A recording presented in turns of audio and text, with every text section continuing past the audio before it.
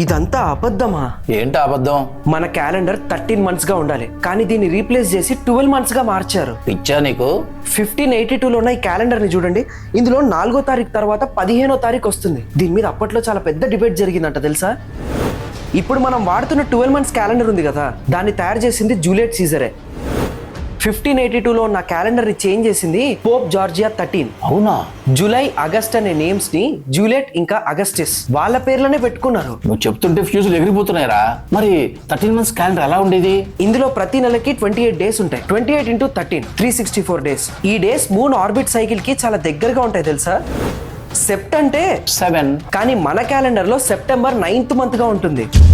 Act అంటే 8. మన calendar లో అక్టోబర్ 10th month గా ఉంటుంది. మరి 13 months క్యాలెండర్ ఎందుకు మాయమైపోయింది? అసలు ఏం జరిగింది? మన ముందు జనరేషన్స్ కి తెలిసిన విషయాలు మన నుంచి దాచుంచడానికేమో.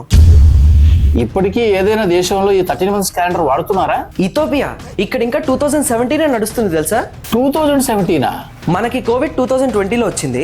అప్పుడు ఇక్కడ 2012 నడుస్తుంది. అంటే 2012లో ప్రపంచం అంతమైపోతుంది అన్నారు కదా, అప్పుడు ఈ దేశంలో 2012 నడుస్తుంది.